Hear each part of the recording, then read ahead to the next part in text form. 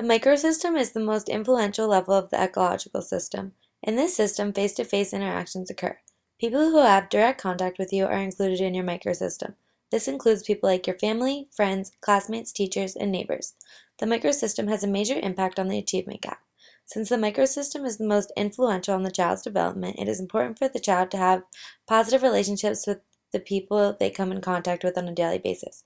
For example, if a child's parents are divorced and their mom is working often and they occasionally visit their dad, their parents are restricted from contributing to their child's development.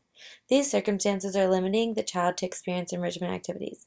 Also, the lack of income may create psychological distress and poor coping styles, leading to ineffective parenting practices. If a child's basic needs are not met, they will not be able to focus in school.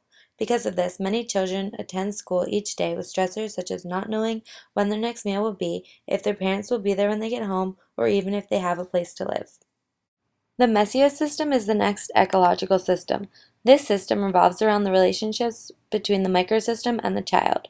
For example, moving to another house, going to another school, or becoming a member of a school sports team all change the child's microsystem and the network of relationships they have, which is what the mesosystem involves. A child's mesosystem might include connection between home, school, and peer group. When children are in the primary grades, parents will often talk to the teacher when dropping off or picking up their child. Make an effort to meet with the teacher with any concerns and volunteer within the classroom. When values are the same across multiple microsystems, the child's performance and development will rise. For example, if school staff, parents, and peers all place a high value on academic success, their common values will have the potential to impact positively on his or her progress at school. On the other hand, if a child's microsystem values are different, tensions could arise and the child could have to manage the different values within their microsystem. This could lead to the child experiencing interpersonal and intrapersonal pressure.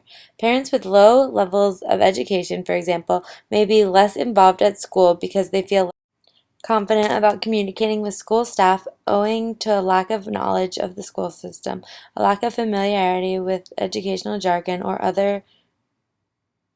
their own negative educational experiences. This parent then may miss out on information about how to best help their child with their homework and how to motivate their children to succeed.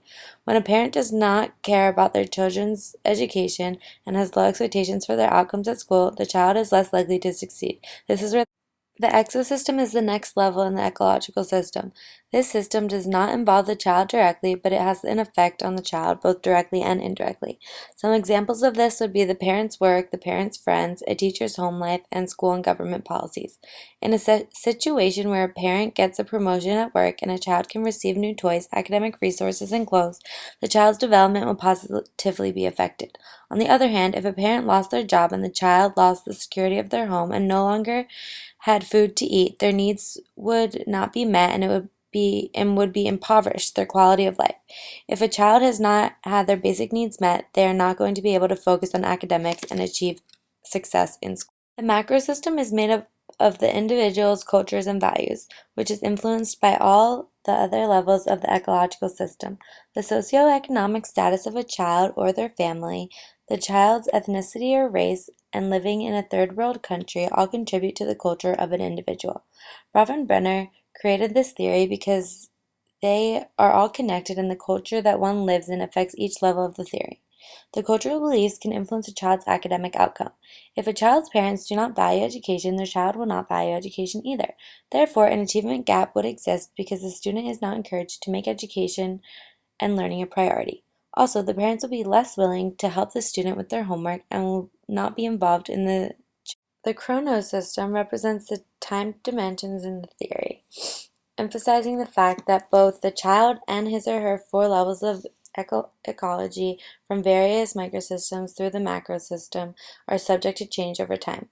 When a child is in a natural disaster and their home gets ruined and can no longer live there, it can have a major impact on the child. If the child has to move schools, move in with a family member, or live in an unfamiliar setting without their belongings, their behavior and learning can shift.